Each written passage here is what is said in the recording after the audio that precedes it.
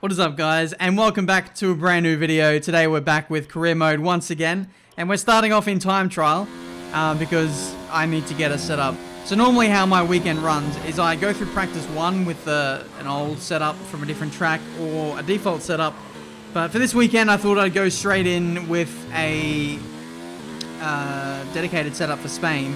But what was different this time is I actually decided to do some laps in time trial, and I think we managed to get P12 on the overall leaderboard. So that was nice to confirm that we have pace already heading into the Spanish Grand Prix weekend. So I don't even need to fiddle around with setups.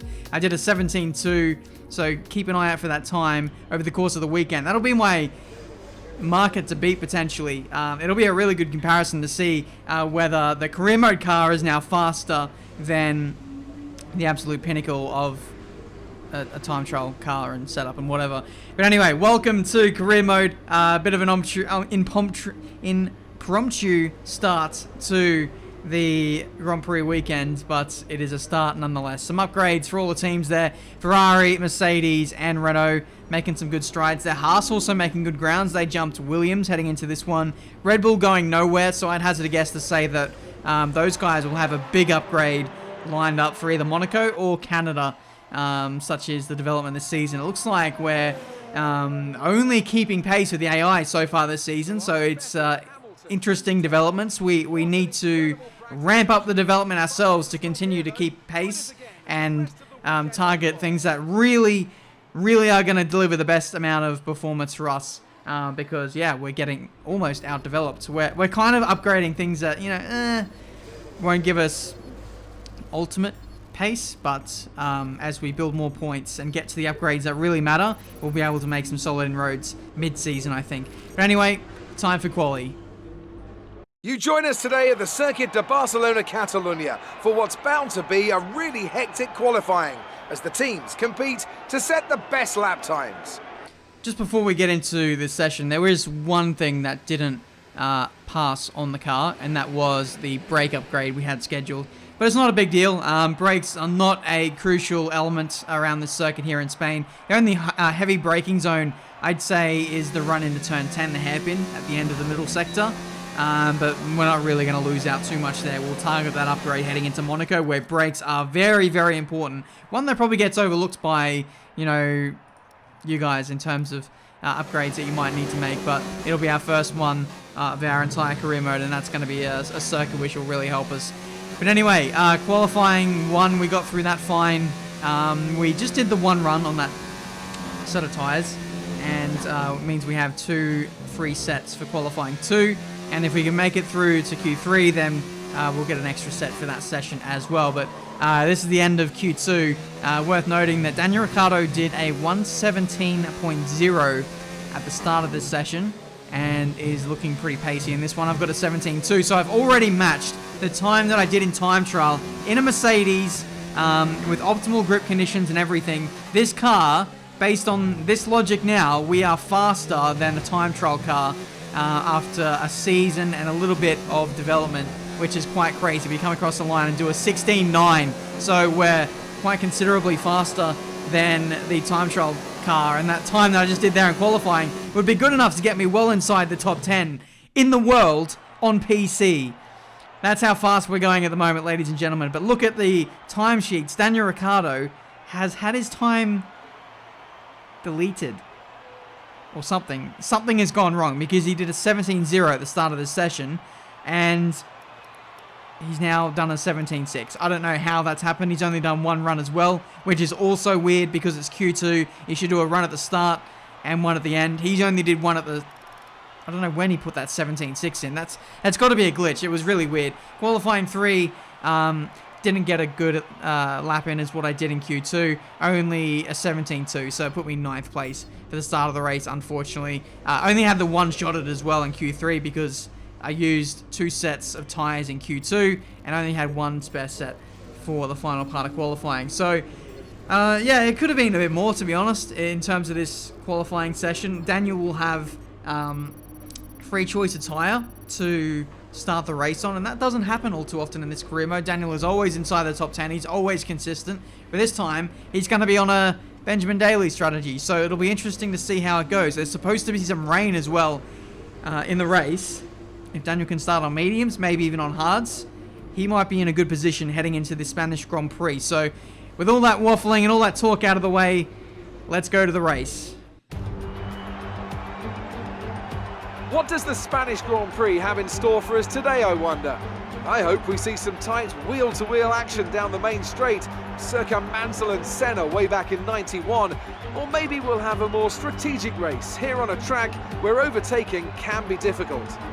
Joining me for today's race once again is Anthony Davidson. Let's talk about Day. That was a great podium in the last race, so can they keep that momentum going this weekend? There are never any guarantees in this business, but certainly the performance last time out would have boosted their confidence coming into...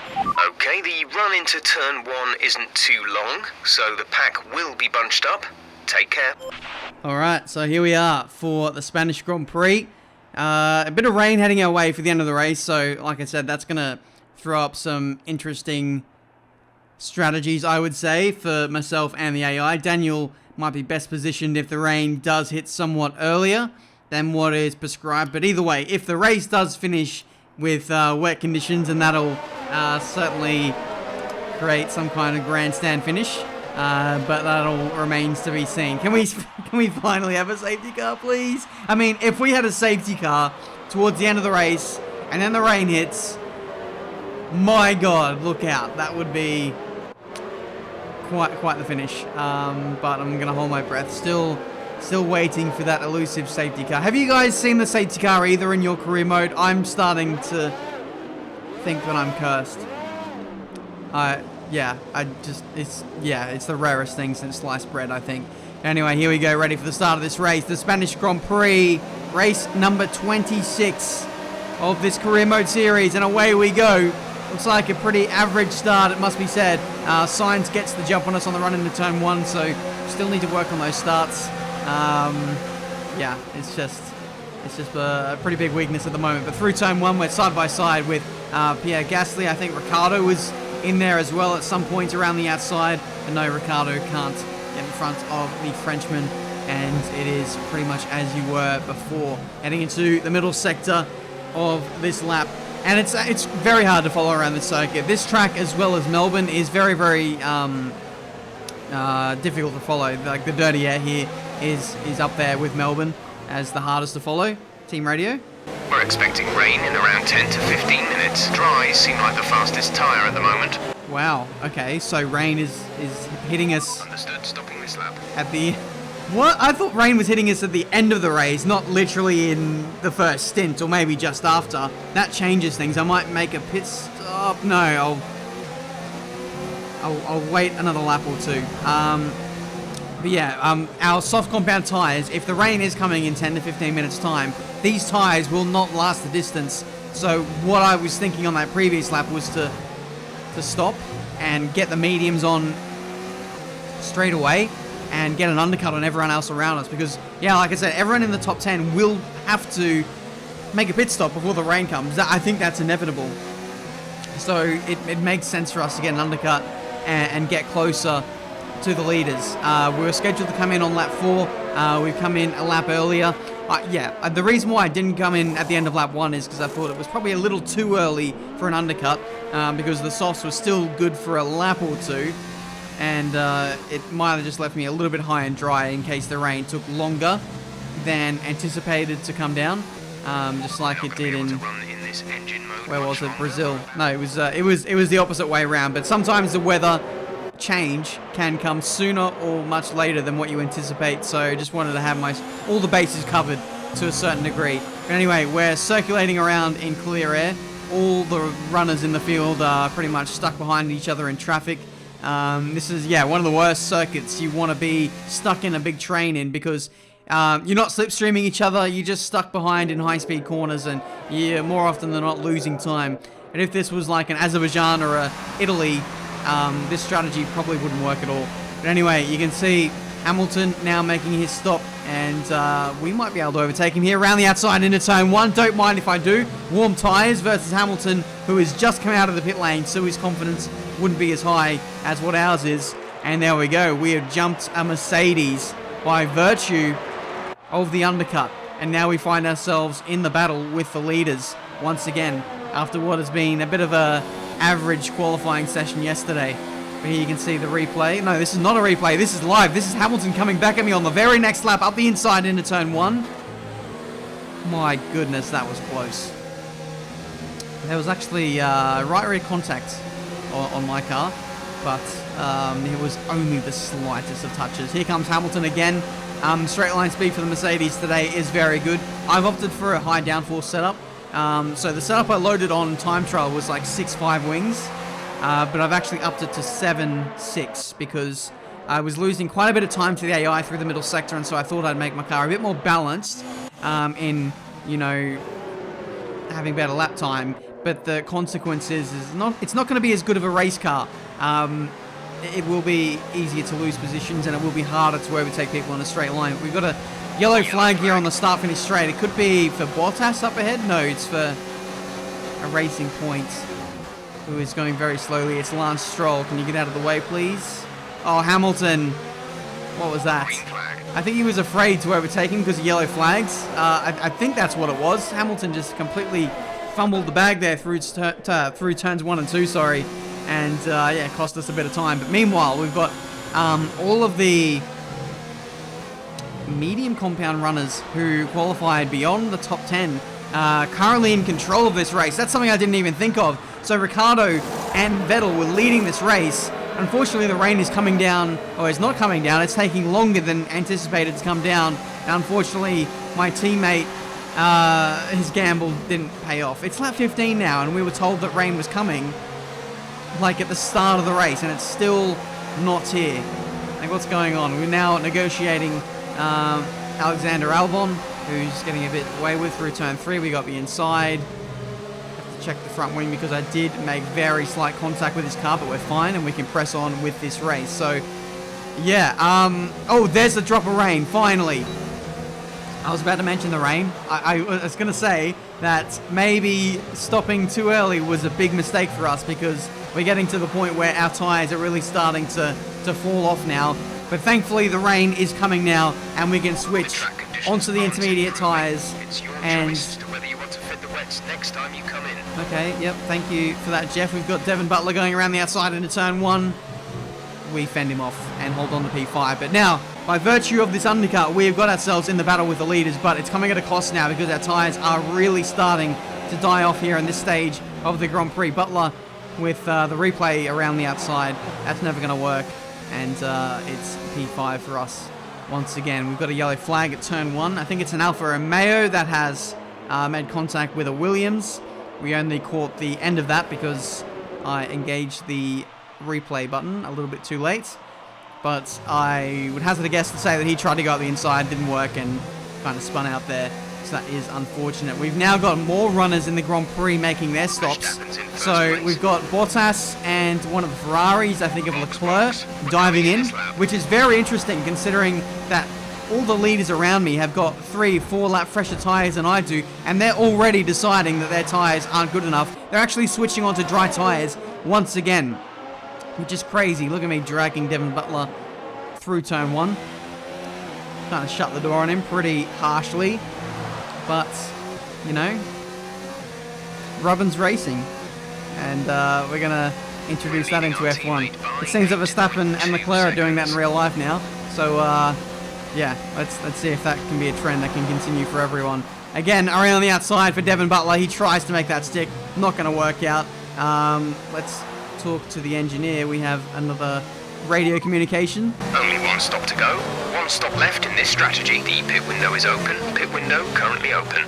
Okay, so yeah, I was wondering what was going on with the pit strategy. It is by far past my pit window, and for the AIs as well, that's why they're diving in. I wonder if Hamilton and Butler now have gone on to intermediate tyres. You could just about, I don't know, no, you can't get away with intermediate tyres just yet.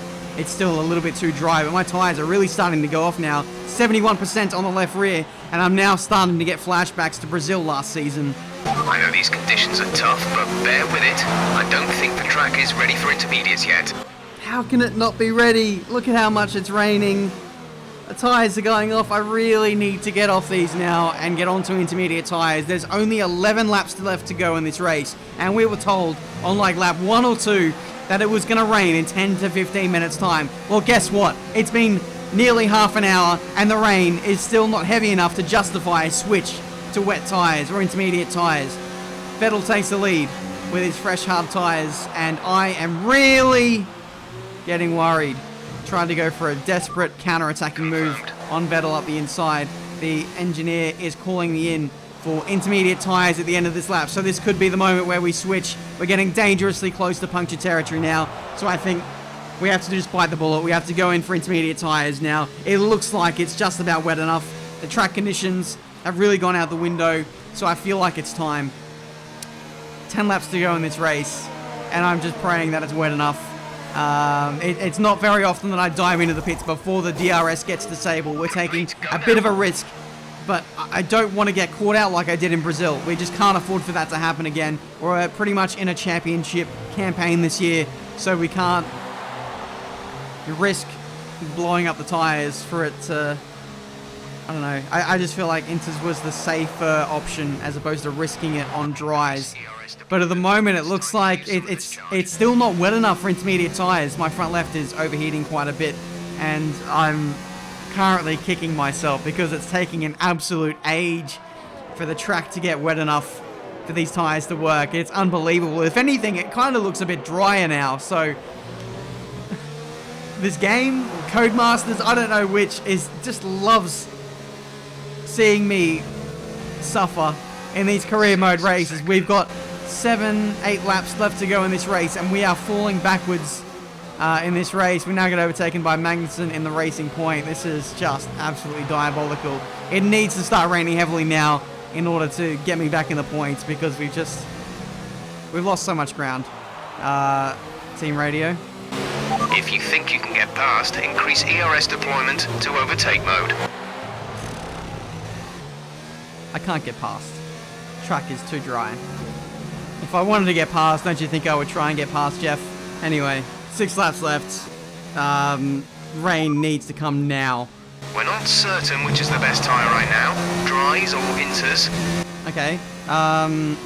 Well, that's, I guess, a little bit more encouraging, the fact that it's very, very close to the cutoff point for the dries, and my teammate is in. I think this is unscheduled. I think they might be switching to intermediate tyres now, and if this is the case, this will get us back into the Grand Prix once again, and maybe give us a shot of scoring some points, because, yeah, we've fallen to absolutely nowhere since making the switch to intermediate tyres. Bear in mind, when we came into the pit lane, we were second, but now I think we're around like P13 or something like that. No, we're a bit higher than that, as a lot of the midfield runners made their stops, but yeah, we've gone from second to P7 after all the time lost on the intermediate tyres. The tyre wear is not looking good, given that we've only been on those for 5 or so laps. So the tyres just absolutely melted. Some information on Leclerc, they seem to have an issue. The tyres just absolutely melted in the very short period that we spent on a dry-ish kind of track.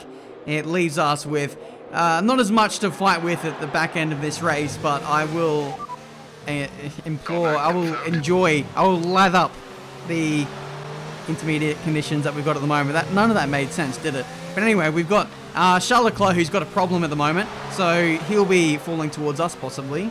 Okay, some information on Perez. They have some kind of mechanical problem. And Perez with a problem as well, who is directly in front of us. So here's a replay of Sergio. Let's see where the issue lies for him.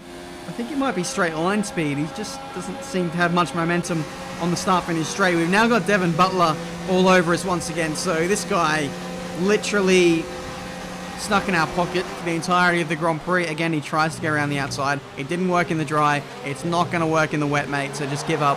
Your car is too slow in a straight line, and when you've got that kind of package, it makes it very difficult to overtake. But meanwhile, we've got Daniel Ricciardo, who got in front of Charles Leclerc. We've now got Lewis Hamilton lining up a move on the Ferrari driver as well. And bear in mind, this is for P4. So Daniel is now in a podium position with only 2 or 3 laps left to go in this Spanish Grand Prix. So at least there will be some kind of a success story for Renault. But for us, it could have been so much more. It could have been so much worse as well if we dived it into the pits on lap 1 for a set of mediums. Our tyres would have punctured before the rain would have properly hit. But there you go, you live and you learn. At least it isn't, overly predictable, the weather, like it has been in previous games, so it does keep us on our toes somewhat. But now we've got Sergio Perez up next. He's got absolutely no straight line speed. I'd hazard a guess to say that he's lost his ERS system. And look at that, we just saw past him with ease. Bear in mind, the Williams is one of the fastest cars in a straight line, so the fact that we overtook him that easily with no DRS just shows how much of a problem they've got at the moment. But meanwhile, Devon still trying to put the pressure on me for P6. We're absolutely not going to crack. Leclerc is up next, but we're unfortunately going to run out of time in order to get a top 5 scenario. Sebastian Vettel wins the Grand Prix. Pretty easy one for him in the end. I think Lewis Hamilton will be ruining that. But otherwise, it has been an okay recovery from us, I'll say. Okay, pick up rubber and bring it home. Tell me, Ant, how did they manage to achieve this win? I think that smart tyre management on track and very smooth driving definitely assisted in their victory today. That combination meant they got the absolute maximum out of their tyres at all times. Here come our winners now. A thrilling race and a tremendous effort by Ferrari. Their history is well known, so it's no surprise to fans the world over to see them come out on top once again. So there we go, Sebastian Vettel gets the win at Spain, and could be an omen for things to come for Ferrari. Yeah, not a good day for his teammate. Not a good day for us in a way. It could have been so much more, but at the same time, it could have been so much less. We started off this race not really in a position that we should have been. We fought back really well, but then, yeah, I listened to Jeff when I probably shouldn't have with that early call to intermediate tyres. I probably could have stretched it another lap or two, and I reckon that would have saved me a lot of time and a lot of stress. But through all this, Daniel Ricciardo gets his first podium of the career mode, so great effort from him. Nice to see that he's getting some momentum, and who knows, by season's end, he might be putting us under threat. We'll have to wait and see. But guys, that has been this episode for today. Hopefully you enjoyed. Leave a like if you did. Subscribe to the channel if you're new to see plenty more racing game content. Let's have a look at the upgrades, as we have 1,300 points to do. We are going to target the brakes upgrade because we're heading into Monaco. That's going to be a guaranteed upgrade. And, the car has been getting faster and faster in a straight line. At some point, you do need to upgrade the brakes. Otherwise, your just braking distances just become a bit too large. And I have found it to be a little bit difficult trying to overtake the AI as of late. So, that's something that we will hopefully get to use or utilize a bit more in the race. And in terms of the other upgrade, we're going to go for tire wear. I thought about going for engine, but it doesn't really make sense to upgrade the engine heading into Monaco. Downforce wise, I couldn't really do anything there either, because I can only do like major downforce upgrades. There was one minor one I could do, which was DRS, but literally I have never upgraded the DRS system in any career mode I've ever done. I feel like you're really clutching at straws if that's the upgrades you're targeting. Who knows, by season 10 we might be doing those, but tire wear, brake upgrade for Monaco. Won't give us outright performance too much, but it should make us better in terms of being more consistent and our race pace. But that's it from me today. Thank you so much for watching. Until the next one, guys, the Monaco Grand Prix. I'll see you next time.